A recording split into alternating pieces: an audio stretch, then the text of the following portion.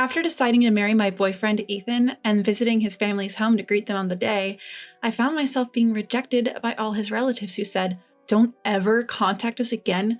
We don't want to hear your voice."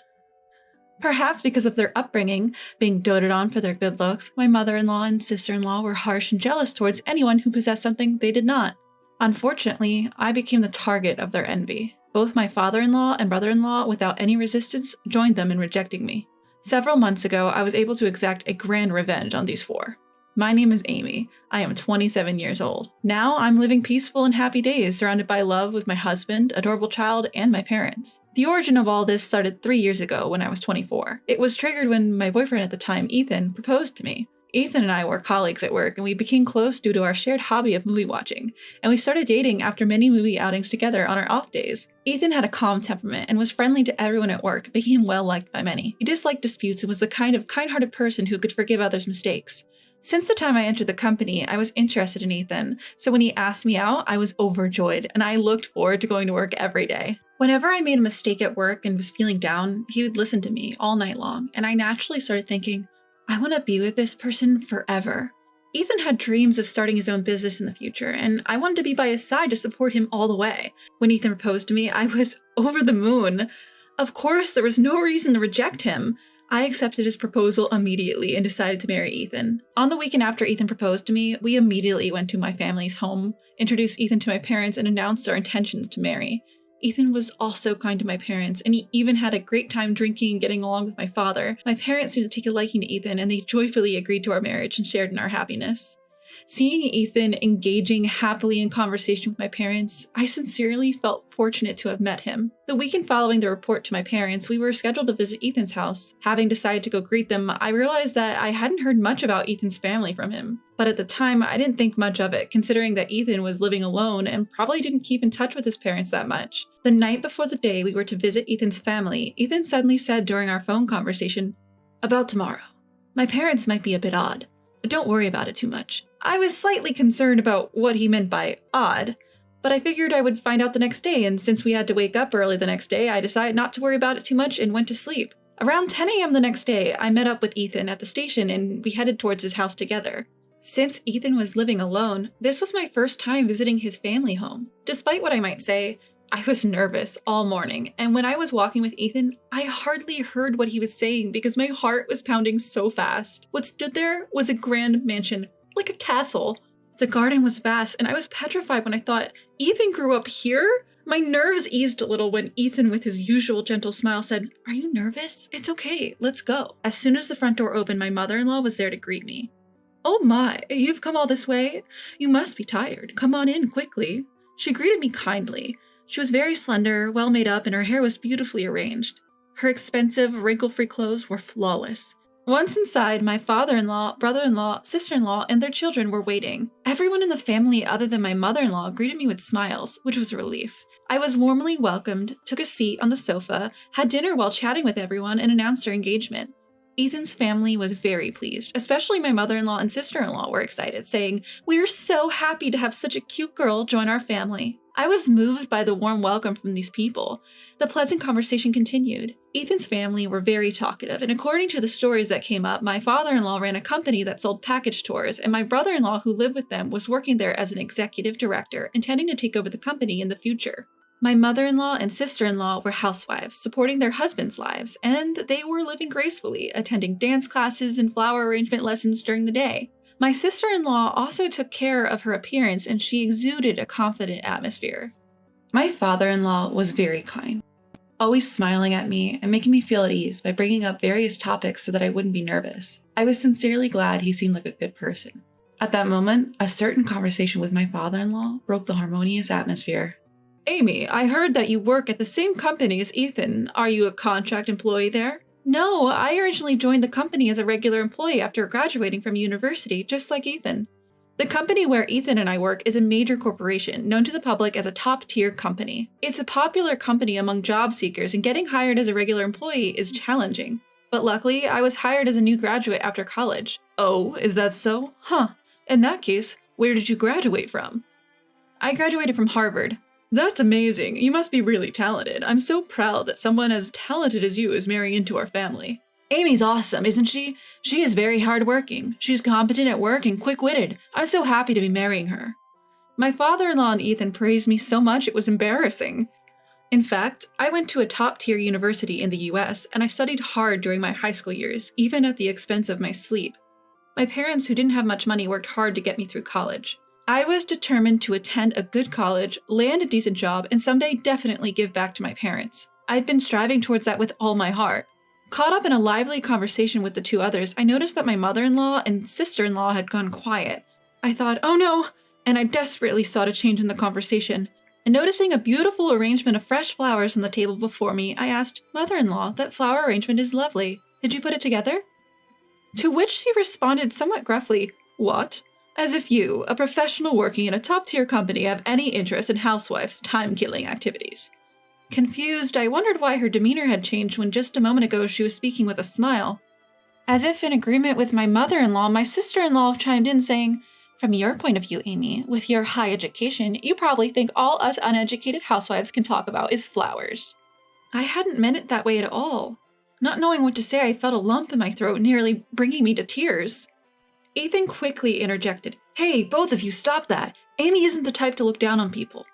Ethan's words were a comfort, but I couldn't bring myself to apologize or say anything, so I just kept my head down.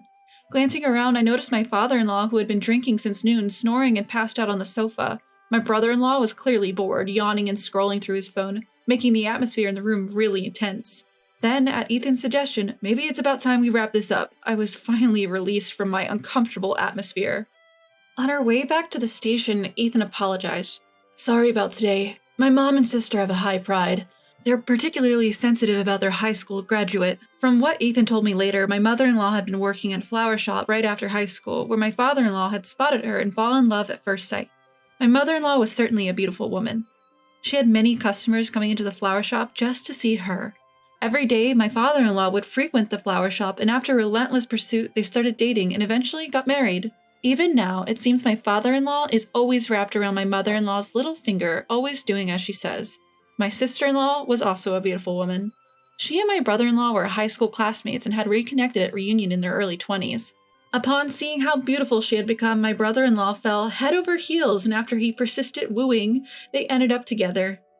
My brother-in-law too seems to do whatever his wife tells him to. Sure, I have a high level of education, but I couldn't understand why they felt insecure. They were both beautiful women who had kind husbands who would always protect them. I ended the day feeling unresolved and a little gloomy.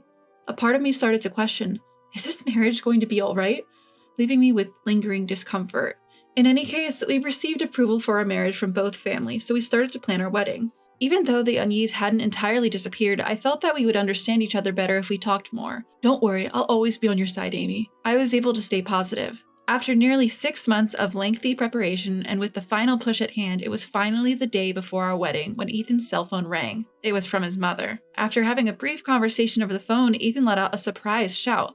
"What? Why? Huh? We can't just change it. Hey, hold on."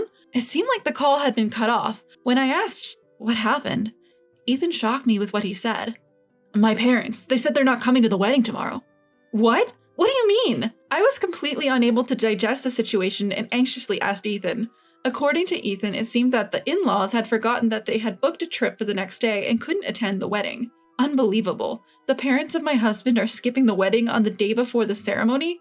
We stood there in a daze for a while. Not understanding why this happened, we tried calling not only the mother-in-law, but also the father-in-law and brother-in-law many times to get an explanation, but only the dial tone continued to ring and no one picked up the phone. Confused by the sudden situation, we quickly went to the in-laws' house, but the lights were off and there were no cars, indicating that nobody was home. I said to Ethan, "When I went to greet your family the other day, I wondered if I upset your mother and sister." The atmosphere was quite tense at the end, to which Ethan responded, "As I've said before, both my mother and sister have high pride. Smart women tend to be a bit hard-headed. Even if they hold a grudge for such a thing, I wouldn't know." When I asked, "But why would your father also skip the wedding?" Ethan replied, "My dad and brother-in-law, they're both very submissive to their wives. They probably sided with them to not upset my mother and sister." Ethan said this with a distressed look. I was at a loss for words. In the end, we were unable to contact Ethan's family even on the day of the wedding, so we had no choice but to go ahead with the wedding without Ethan's family present. Why did this happen? Did I do something wrong? And was it really true that they forgot they were going on a hot springs trip? Even if it were true, I couldn't comprehend why Ethan's family would choose a trip over attending their own son's wedding. My parents, who had arrived at the wedding venue, were very surprised when they heard that Ethan's family would not be attending. Ethan said to my parents, "I'm very sorry for the trouble my parents have caused." My parents responded, "It's not your fault, Ethan. Don't worry about it. Enjoy the wedding." But their expressions were a bit complicated. I felt terrible for making my parents have such expressions at the wedding. During the reception, we could hear whispers among Ethan's friends and mine asking, "Why aren't Ethan's parents here?" And the boss from work, who kindly agreed to give a toast, also asked, "What happened to your parents?" leaving us wondering how to answer. He couldn't possibly say, "My parents are at a trip instead of attending their son's wedding." When we were asked about Ethan's parents that day, we brushed it off saying they were feeling unwell. What was supposed to be a joyous day turned out to be one mentally exhausting day. Several days after the wedding ceremony, Ethan and I went to his parents' house to report that the ceremony had ended. "Oh, Amy, it's been a while. How was the wedding? Did you have fun?" "Oh, I'm sorry. I couldn't make it because of my trip that day. I meant to buy you a souvenir, but I got so busy and forgot." She said this with no signs of remorse. "No, it's okay. I'm glad you enjoyed your trip." Inside, I felt sadness, wondering why I had to suffer such treatment, but to avoid worsening our relationship with Ethan's family, I responded with a forced smile. Ethan said, "It's unacceptable to cancel the day before. A wedding where all the relatives are absent? Is that even normal? If you didn't want to attend, we shouldn't have invited you in the first place." Then the sister-in-law said, "I would have attended if Amy wasn't the bride." What? What does that mean? I was so confused that my head started spinning. Then, as if to counterattack, the mother-in-law said, "Don't just blame us. I wanted to see my cute son's once-in-a-lifetime moment, but Amy ruined it. I'm a victim too. I'd like an apology." Ethan spoke up on behalf of me, who was too shocked to respond. "What do you mean Amy caused it? Amy didn't do anything." Then the father-in-law, who had been silent, finally spoke. "Enough is enough. How dare you come in here in the middle of our day off and complain? Is that all you came here for? Get out!" He yelled at us with incredible ferocity, and we were forcibly kicked out. And as I was putting on my shoes at the entrance, I felt a prick on the bottom of my foot. Ouch! In a panic, I lifted my foot and saw a caterpillar crawling inside my shoe. Ew! I, with one shoe on, ran outside and let the caterpillar go. The mother-in-law and sister-in-law, who had been watching, said, "Are you okay?" while snickering maliciously. I, who wanted to get out of there as soon as possible, said, "Sorry for the trouble," and was about to leave the house quickly when I was stopped by my mother-in-law. "Amy, please don't get involved with us except for weddings and funerals." Huh? Before I could ask why, she abruptly closed the door, ending the conversation. I really don't understand what I've done. I just wanted to get along with Ethan's family. On the way home, Ethan kept apologizing to me. He said, "You don't have to force yourself to interact with my family anymore. I'm really sorry." The mother-in-law and sister-in-law said they would have attended the wedding if I hadn't been the bride. Feeling as if I was the one who had done something wrong without even knowing why, I started to feel sorry for Ethan. The very next day, I woke up to intense itching all over my body. The itch was so unbearable that I jumped out of bed and rushed to the mirror, only to find my entire body had swollen up fiery red. I was supposed to work that day, but quickly got a sick day and went to the dermatologist. Apparently, the swelling on my entire body was due to the caterpillar stings. The caterpillar from yesterday, huh? The itching was incredibly intense, and for about 2 weeks since that day, I was unable to sleep properly due to the severe itching. Come to think of it, I noticed my brother-in-law touching my shoes at the front door when I went to Ethan's house. The old me would have thought a caterpillar had just accidentally crawled in, but at that time, I felt nothing but distrust towards my in-laws. A month after that, Ethan was hospitalized due to ill health. He had been complaining of frequent stomach pains for a week before being hospitalized, so I, who was worried, forcefully made him take a day off from work and took him to the hospital, where he was told that he probably had a gastric ulcer and needed to be hospitalized for further tests. I was told not to contact them unless it was for a wedding or a funeral, so I hesitated, but I thought that it was not something to keep secret from Ethan's parents, so I plucked up the courage and called my in-laws. "Hello?" My mother-in-law picked up the phone. While the phone was ringing, I couldn't stop my hand from shaking, and I felt nauseous the moment I heard my mother-in-law's voice. That's how much I had come to dislike my mother-in-law. "Hello, it's Amy. I'm sorry I haven't been in touch." "What is it this time?" "Well, Ethan has been hospitalized due to ill health. They think it might be a gastric ulcer, but he's being admitted for tests just in case, so I thought I should let you know." "Ah, a gastric ulcer, huh? Isn't it because you're overworking him? Please don't call me for such trivial matters. I'm busy." "Trivial matter? Don't you care about Ethan?" "I don't want to hear your voice. I'll tell you clearly because you seem dull. I don't want to have anything to do with you from now on, so please don't contact me again. I'm worried about Ethan, that's why I'll call him directly. Then my brother-in-law suddenly came on the phone. Look, you're too persistent. Read the room a little. I don't know if Ethan's been hospitalized or what, but it's annoying to have you contact us every time. He hung up the phone unilaterally. The moment I heard the sound of the phone hanging up, I felt like something inside me had snapped. The in-laws who mercilessly threw harsh words at me, the mother-in-law who said don't contact us, even though her own son was hospitalized, and the entire family of in-laws who rejected me unilaterally, I couldn't forgive them. You don't want me to contact you again because it's a bother? I don't want to have anything to do with that strange family. I will never contact them again, no matter what happens. After that, there were no significant abnormalities in Ethan's test results, and it turned out to be a mild gastric ulcer, so he took medication for a while and his health improved significantly. Of course, I explained the whole situation to Ethan. Ethan, with a look of resolve on his face, told me, "Let's stop getting involved with my family. The only person that matters to me now is Amy. If they can't accept Amy, then even if we're connected by blood, they're not family to me." A year after that happened, Ethan finally left his job and realized his long-standing dream of starting a software sales business. He had been dreaming of starting his own business since before we got married. Of course, he leveraged his previous job experience to accomplish this. Ethan worked harder than anyone else at his job to achieve this. Although we're still at the starting point, I was happy to see even a bit of Ethan's dream becoming a reality. And our happiness continued. A year after he started his business, a healthy baby boy was born to us. My parents were overjoyed at the birth of their grandchild. Despite the nearly 2-hour journey from my house to theirs, they visited us frequently, making each day extremely blissful. Naturally, we did not report the birth of our child to Ethan's parents. Well, even if we had, they probably wouldn't have cared anyway, so it doesn't really matter. We didn't hear a thing from Ethan's parents after the phone call. Feeling relieved that we didn't have to deal with that peculiar family anymore was somewhat comforting. Then, several months later, something happened. The new coronavirus began to spread globally, and our country also declared a state of emergency and called for people to refrain from going out. Watching the news, all we saw were discussions about coronavirus. As the call for non-essential outings to be refrained grew louder, it was clear that the restaurant and tourism industries were severely affected. My heart ached for them. Suddenly, I wondered how the package tour company run by Ethan's father was doing, but it was none of my concern. No, I might have even cracked a smile imagining the state of his father's business. Despite the circumstances, Ethan's business was doing very well. While there was some instability in our income when we first started the business, recently our income has been higher than when Ethan was an employee and everything was going well. Around this time, Ethan started to receive a lot of calls from his parents' home.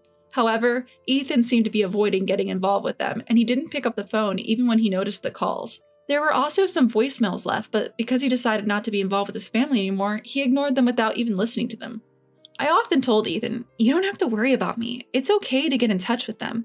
From my perspective, I despise his family. But for Ethan, they're his family who raised him, and I felt guilty making him cut ties with his parents because of me. However, Ethan told me, as I've said before, Amy is the most important person to me, not my parents. If they can't accept Amy, even if they are my parents, I can't value them. I felt sorry, but also happy for Ethan's unwavering kindness. Ethan was still receiving calls from his father and mother every day, all of which he ignored. Then one day, a letter arrived from Ethan's family home. The letter simply stated, "Our business is on the verge of bankruptcy and we have some financial matters we'd like to discuss. We need to talk as soon as possible." Pretty audacious for someone who had cut ties with us. Their nerve was just as strong as ever, and they demanded urgent contact. Of course we didn't get in touch. Let him suffer. That's what he deserves. Next thing I knew, my cell phone was ringing. I didn't notice the call as I was at work, but a voicemail was kindly left for me. It seemed like Ethan had not been answering his phone. So, the caller had reluctantly reached out to me instead. It's quite audacious, especially when I had told them not to contact me. Reluctantly, I decided to listen to the message that was left on my voicemail. All I got was a message saying, "Is this Amy's number? If Ethan continues to ignore me, I'll come knocking. Let him know." That's all it said. 2 days after the voicemail was left, Ethan had the day off because it was Saturday. We were enjoying a leisure family day at home. We had just finished lunch and were discussing what to do for the rest of the day when the doorbell rang. When I checked the monitor, there stood my 4 in-laws. Seeing my shocked face, Ethan came over to check the monitor as well. Ethan let out a heavy sigh and said to me, "You don't have to answer. They'll give up and leave if we don't open the door." However, I said, "It's fine. They've come all this way, so we should let them in. It's kind of pitiful." Ethan thought for a moment, then said, "Okay," and unlocked the door. Pitiful? No way would I ever feel that way about such diabolical in-laws. I purposely didn't tell Ethan about the voicemail. All of this was to lure them into our home. Of course, my shock at seeing them through the monitor was just an act. I knew they would show up sooner or later. There was a reason why I let Ethan's parents into our house.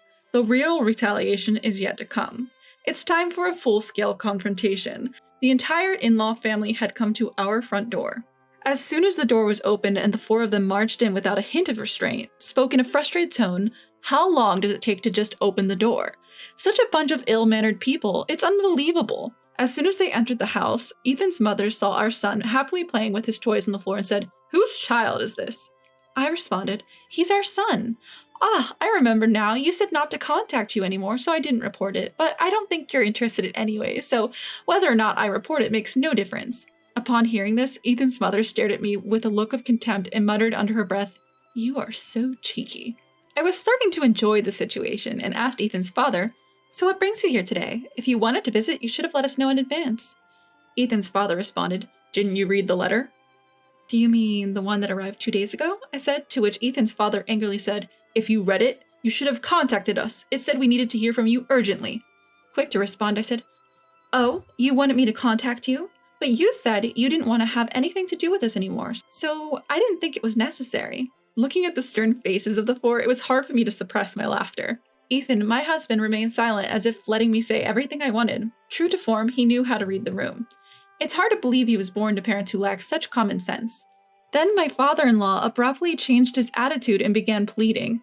"I beg you, I apologize for the past. Due to this COVID situation, everyone's been canceling their travel reservations one after another.